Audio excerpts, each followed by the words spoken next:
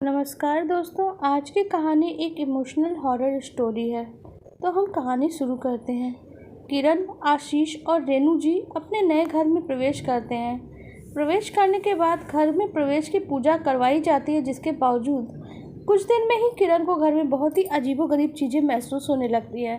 किरण ने घर के पंडित जी से बात करी और घर में फिर से पूजा करवाने की बात कही। पंडित जी ने घर आके चेक करने की बात कही कि घर में कोई ऐसी एनर्जी तो नहीं जो नेगेटिव हो। और पंडित जी ने कहा, अगर ज़रूरत होगी तो हम फिर से पूजा ज़रूर कर लेंगे। कुछ एनर्जी अपना घर बना लेती हैं जिन्हें हमें हटाना पड़ता है, लेकिन वो लोगों को नुकसान पहुंचाने की अगर कोशिश कर रही हो तो आपके घर परिवार में किसी की तबीयत ख़राब हुई है, किसी को चोट वगैरह लगे हो, या फिर इस घर में आने के बाद कुछ भी ऐसा हुआ होगा तो आप ज़रूर बताइएगा, क्योंकि घर में नेगेटिव एनर्जी की और ये जो सूचना है ये इसी तरीक़ों से मिलती है। किरण ने कहा, नहीं, अभी ऐसा कुछ भी तो नहीं हुआ है। उस दिन किरण लेकिन खाली बैठी हुई थी, क्योंकि रेनू जी घर के काम करने के बाद थोड़ी देर आराम करती हैं और उन्हें टीवी देखना भी पसंद है। अपने कमरे में पसंदीदा सीरियल देखते हुए सोना उनका पसंद था, इसलिए किरण से कहती हैं, बेटा जाओ तुम भी थोड़ा आराम कर लो या फिर अपनी पसंद का कुछ काम कर लो, क्योंकि मुझे तो थोड़ी देर आराम करना है और कमरे में तुम साथ में बैठे रहोगी और तुम भी परेशान रहोगी तो मुझे अच्छा नहीं लगेगा। तुम भी चाहो तो आराम कर लो या फिर तुम शायद टीवी भी देख सकती हो। इस पर किरण ने कहा, नहीं माँ जी, मुझे तो टीवी देखना नहीं पसंद, लेकिन हाँ, मैगज़ीन पढ़ना, किताबें पढ़ना बहुत पसंद है।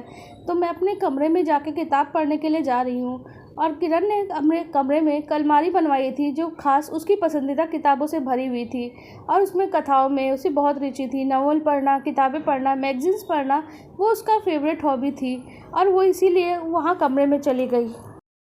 किरण ने कहा, किताबें पढ़ना पसंद है, और उसे कमरे में एक नॉवल लेके बैठ गई अपने कमरे में उसे पढ़ने के लिए। लेकिन नॉवल के बीच में अचानक पढ़ते पढ़ते ही रुक गई, क्योंकि उसे ऐसा लगा कि कुछ अक्षर अपने आप ही छप रहे हैं। किरण उन अक्षरों को देखी तो उसमें लिखा था, मुझे तुमसे बात करनी है, मुझसे बात करो।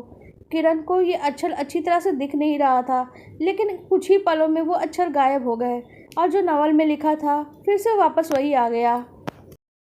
किरण एकदम से हैरान हो गई, ये क्या देखा मैंने? क्या मुझे नींद आ रही थी या थकान की वजह से ऐसा कुछ हुआ? ये अजीबोगरीब चीज़ इस घर में हमेशा ही हो रही है मेरे साथ। वो नॉवल लेके फिर आई, फिर उसे दोबारा से कुछ सुनाई पड़ा, मुझसे बात करो, मुझे तुमसे बात करनी है।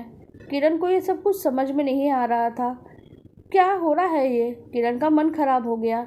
सोचा, चलो किचन में जाती हूँ, थोड़ा चाय पी लेती हूँ, शायद इन्हें नींद टूट जाए और फिर आराम से नॉवल पढ़ूंगी। किचन में खड़ी किरण इसी बारे में सोच रही थी, खड़ी होकर चाय बनाते बनाते। लेकिन चाय से जो धुएं निकल रहे थे वो अचानक से अजीब सा आकार बना, और धुएं ने ज़मीन तक में जगह बना ली और इंसान का आकार बना लिया धुएं के ही रूप में। और उस परछाई से भी एक आवाज़ आई जो किरण को एक पल के लिए सुनाई पड़ी, फिर वो बंद हो गई। मुझसे बात करो, मुझे तुमसे बात करनी है। इसी बीच उसे सास को कुछ दिन बीतने पे हल्का से सर्दी जुकाम हो गया और थोड़ी बहुत खांसी भी हो गई, और उनकी हल्की तबीयत ख़राब हो गई। तबीयत को ख़राब देखकर किरण के मन में ये बात फिर से आ गई कि इस घर में ज़रूर ही कोई नेगेटिव एनर्जी है, तभी तो मेरे घर में लोगों की तबीयत ख़राब हो रही है, मेरी सास की भी तबीयत ख़राब हो रही है। उसने ये बात नहीं सोची कि मौसम के बदलाव की वजह से भी उसकी सास की तबीयत ख़राब हो सकती है। आखिर अपने वहम के चलते उसने शायद या फिर कुछ और उसकी वजह से उसने पंडित जी को बात करने की बात सोच ली और फिर इस चीज़ को ज़रूरत मान लिया। पंडित जी के घर आने के बाद उन्होंने कहा, इस घर में ऐसी कोई एनर्जी तो महसूस नहीं होती जो नेगेटिव है। हाँ, लेकिन कोई एनर्जी तो है। मैं साफ साफ पहले भी कह चुका हूँ, इस घर में कोई एनर्जी है, लेकिन वो नेगेटिव नहीं है। ये ज़रूरी नहीं है कि वो नेगेटिव हो सकता है वो आपके कोई देवी देवता या पूर्वज हों जो आपकी ही मदद करना चाहते हों या फिर आपसे कोई बात करना चाहते हों। तो अगर आपने ये सब कुछ सुना है तो आप उनसे बात करने का प्रयास क्यों नहीं करते? किरण को भी ये बात अजीब आ रही थी और उसे गुस्सा भी आ रहा था। उसने मकान मालिक को भी फ़ोन कर दिया और उसी गुस्से में, और उसके बाद ही घर आने के लिए कहा। उस समय आशीष यानी किरण के पति और रेनू जी भी मौजूद थी। वहीं पे सब कोई मौजूद थे। घर के अंदर कोई नहीं था जिसकी आवाज़ बाहर आए। किरण मकान मालिक से कहती है, आपने हमें जानबूझकर नहीं बताया, इस घर में ज़रूर कुछ ऐसा है जिसके चलते आपने हमें यहाँ मकान बेच दिया। हमने तो पूजा पाठ भी करवाई, अगर कोई बात है तो हमें बताइए, कुछ ना कुछ तो ज़रूर रोज़ महसूस हो रहा है हमें। अब मकान मालिक थोड़े ही दिन पहले ही उसने पैसे लिए थे। मकान मालिक अपनी सफाई देते हुए कहता है कि आप चाहे तो पैसे ले लीजिए, लेकिन किरण गुस्सा होकर बोली, आप हमारे पैसे वापस कर दीजिए, लेकिन आप हमें नई जगह पे भी मकान दिलवाइए, क्योंकि अब हम इस मकान में नहीं रहने वाले। अगर कुछ हुआ मेरे परिवार वालों को तो मैं क्या करूँगी, आपने सुना नहीं क्या? इस पर मकान मालिक बोलता है, क्या क्या आपने भी कुछ आवाज़ सुनी? किरण ने कहा, हाँ, मुझे कानों में एक आवाज़ सुनाई पड़ रही है। मुझे यूं छोड़कर मत जाओ, मेरी बात सुन लो, मुझ पर दया करो, तुम इतनी दयालु हो। ये सारी बातें किरण साफ साफ सुन पा रही थी, लेकिन घर के अंदर तो कोई नहीं था।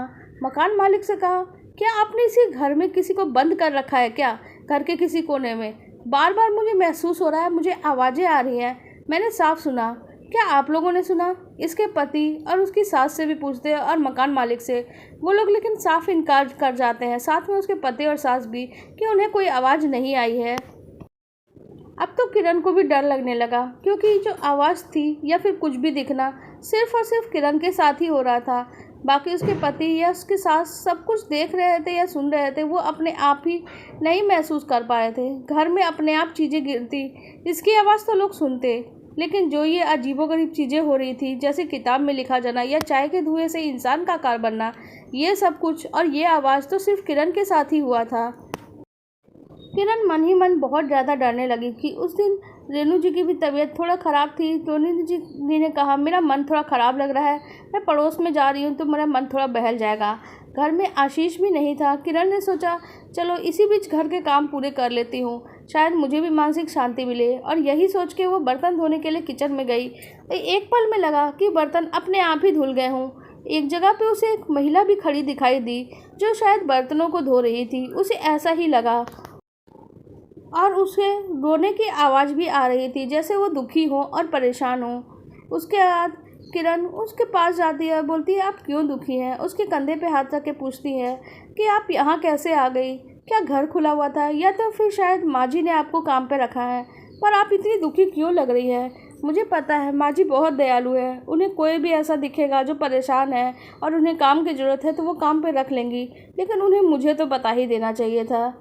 इस पर वो स्त्री बोलती है, नहीं, मुझे आपकी माँ जी ने काम पे नहीं रखा है, मैं बस यहाँ हूँ।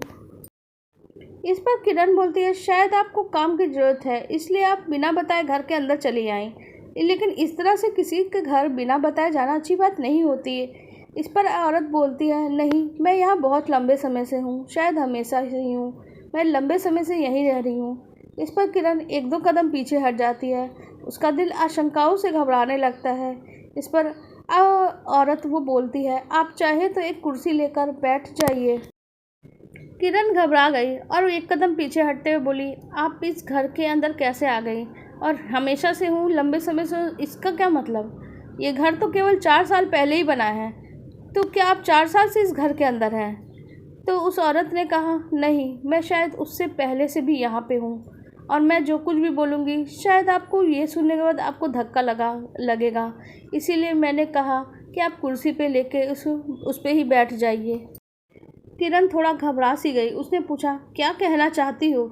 इस तरह की बातें मत बनाओ, मैं जानती हूँ तुम ज़रूर कोई बहरूपिया हो, जो भी हो, मैं पुलिस को बुला लूँगी। उसने कहा, पुलिस भी मुझे नहीं देख सकती है, सिर्फ तुम मुझे देख सकती हो, और जो मैं बोलूँगी उसे ध्यान से सुनना, पर घबराना नहीं। मैं यहाँ तुम्हारा बुरा करने नहीं आई हूँ, ना ही यहाँ हूँ, मैं एक आत्मा हूँ, बस मुक्ति चाहती हूँ। किरण एकदम से हक्की बक्की रह गई। उसने कहा, यह कोई मजाक की बात है?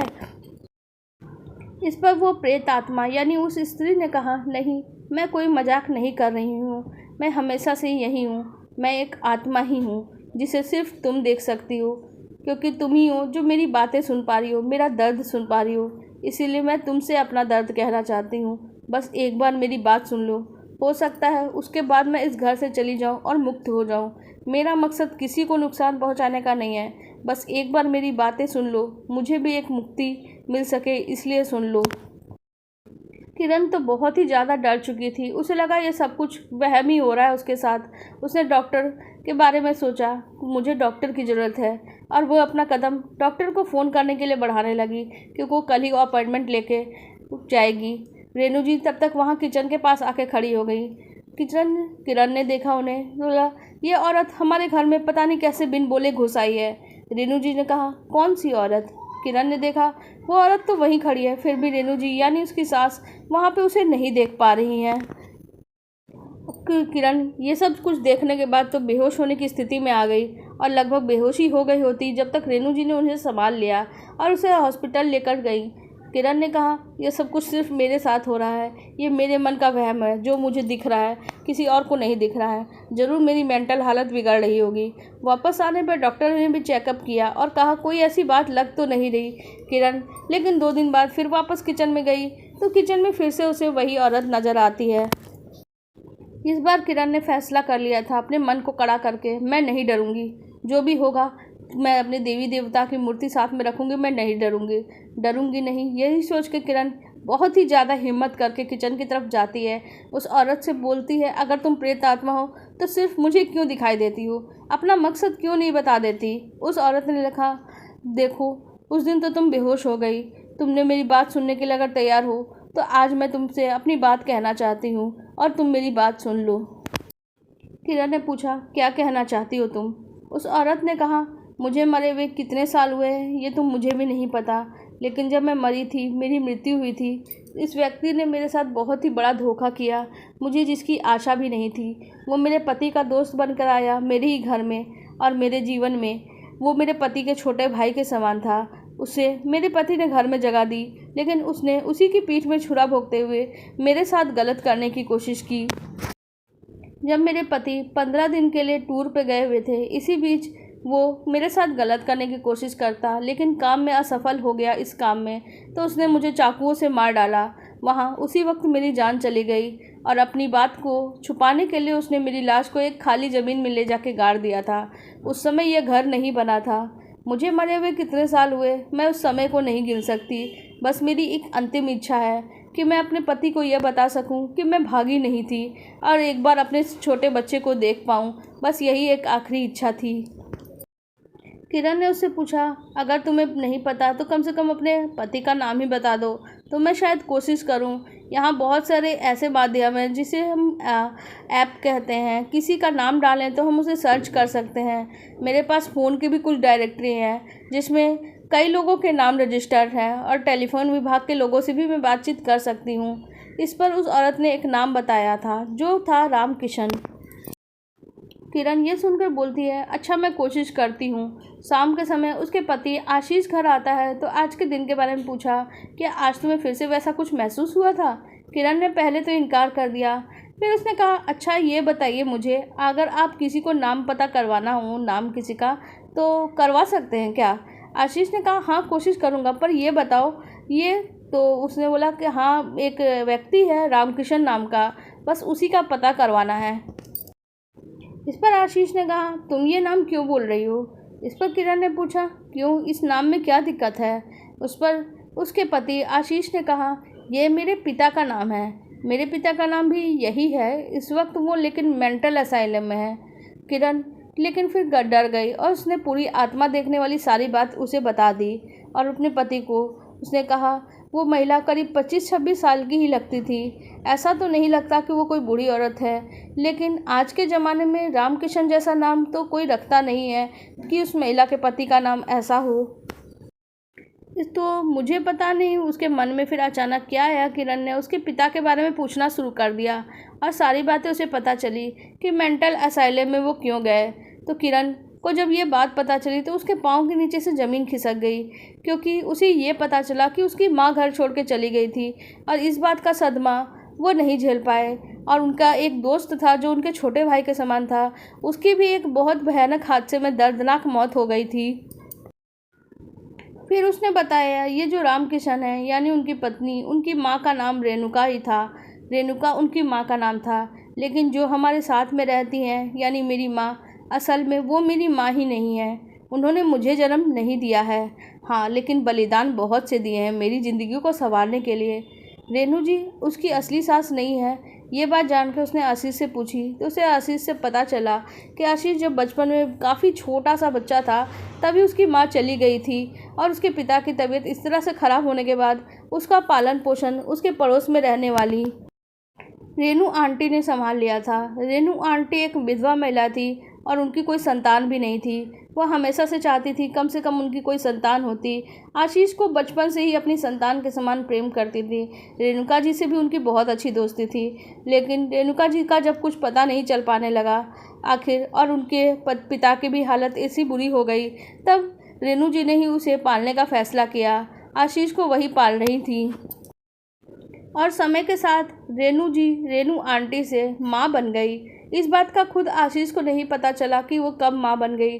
किरण ने सारी बातें जानी तो अगले दिन वापस किचन में गई और उस आत्मा को देखने के बाद उसे कुछ ना कुछ ऐसा वैसे लगने लगा कि इनकी उम्र इतनी ज़्यादा नहीं, फिर भी जो बातें उसने आशीष ने कही वो सारी बातें उसने उस आत्मा से कही, क्यों कहीं ना कहीं उस आत्मा से उसे जुड़ाव महसूस हो रहा था।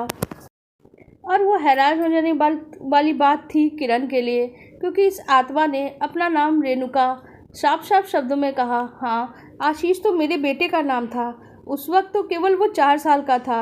मुझे आत्मा के रूप में समय का पता नहीं, इसीलिए मैंने कहा कि तुम मेरे पति का पता लगाओ। मैं अपने पति से बस एक बार आखिरी बार मिलना चाहती हूँ, एक बार उन्हें बताना चाहती हूँ कि मैं यहाँ से नहीं गई थी, मैं भागी नहीं थी। आखिर उसने फैसला किया वो किसी तरह से आशीष को मनाएगी। आशीष को वो मनाकर मेंटल असाइलम जाती है, जहाँ पे वो रामकिशन जी से मिलती है। मेंटल असाइलम के लोगों से बात करके वो सिर्फ एक दिन के लिए उन्हें घर लाने की बात कहती है। वो उन्हें घर लेकर आती है और वहाँ पे उन्हें अपने किचन में लेके जाती है। जैसे ही वो लोग किचन के अंदर जाते हैं, उस स्थान पे रेणुका की परछाई किसी तरह से रामकिशन जी को भी नज़र आने लग जाती है। रामकिशन उस परछाई को देखकर जैसे ही छूना चाहते हैं तो रेणुका से आवाज़ आती है, मुझे नहीं छू सकते आप, यहाँ से मैं बहुत दूर जा चुकी हूँ, मैं इस दुनिया से जा चुकी हूँ, बस तुम्हें अपना सच बताने के लिए आई थी। तुम्हें अपना सच नहीं पता था, तुम्हारे दोस्त ने मुझे यहाँ मार दिया और यहाँ ज़मीन में मुझे गाड़ दिया। 8 फीट नीचे ही मेरी लाश है, जिसका अंतिम संस्कार भी अभी तक नहीं हुआ। मेरी लाश का अंतिम संस्कार कर दो, मुझे मुक्ति दे दो। रामकिशन जी आंखों में आंसू ले जाते हैं, क्योंकि उन्हें विश्वास भी नहीं हो रहा था। कितने दिनों से वो अपनी रेणुका को गलत समझते रहे, इस वजह से अपना मानसिक आपा भी खो बैठे। अपने आप को मेंटल असाइलम में दिन प्रतिदिन सजा देते रहे कि मैं खुद को और तुम्हें भी नहीं समझ सका। पता नहीं तुम कहाँ चली गई, मुझे नहीं पता था कि मैं तुम्हें खो चुका हूँ, और अपने आप को ही मैं दिन पर दिन सजा देते रहा। आज मैं तुम्हारी मुक्ति के लिए कोशिश ज़रूर करूँगा और आखिरी बार तुम्हें मुक्ति मैं ज़रूर दिलवाऊँगा। आखिर में वो गड्ढा पुलिस की मदद से खुदवाया जाता है और घर के किचन के पूरे हिस्से में बहुत सारा गहरा गड्ढा खुदवाया जाता है। करीब 8 फीट नीचे सच में एक लाश मिलती है जो हड्डियों का ढांचा बन चुकी थी, और वो लाश रेणुका जी की ही थी। रामकिशन जी उसे देखकर फूट फूट कर रोने लगते हैं। किरण को तो कुछ समझ में ही नहीं आ रहा था। एक तरफ जहाँ उसकी असली सास की लाश थी और जो अपने अंतिम संस्कार का इंतज़ार कर रही हो, वहीं रामकिशन जी जो उसके ससुर थे वो पूरी तरह से टूट चुके थे। शायद वो इस पल के लिए कभी तैयार ही नहीं थे। उन्होंने शायद सोचा भी नहीं होगा कि उनकी पत्नी के साथ इतना कुछ बुरा हो चुका है। अंतिम संस्कार तो करवा दिया जाता है, रामकिशन जी कर देते हैं, लेकिन जहाँ किरण देखती है अंतिम संस्कार के ठीक वक्त रेणुका जी वहाँ पे मौजूद है। वो आई हैं, एक परछाई के रूप में वो हाथ हिलाते हुए वहाँ से गायब हो गई। रामकिशन जी को किरण और आशीष घर ले जाने के लिए तैयार होते हैं। रामकिशन जी घर पे रास्ते में बताते हैं किस तरह से रेणु यानी उसके पड़ोस में रहने वाली रेणु भाभू ने कैसे उनकी मदद करी, कैसे उनकी मानसिक स्थिति के खो देने के बाद रेणु ने ही उनके बच्चों को संभाला था। और रामकिशन जी की तबीयत में सुधार देखते हुए अस्पताल वालों ने भी रामकिशन जी को छुट्टी दे देते हैं, जहाँ पे रामकिशन जी को घर ले आती है किरण और उनकी बहुत अच्छी देखभाल की कोशिश करती है। करीब इसी बीच 1 साल बीत जाता है। रेणु के एहसानमंद थे रामकिशन जी, वहीं किरण और आशीष भी अपनी माँ की कुर्बानियों के कायल थे और रामकिशन जी की भी बहुत सेवा करते थे।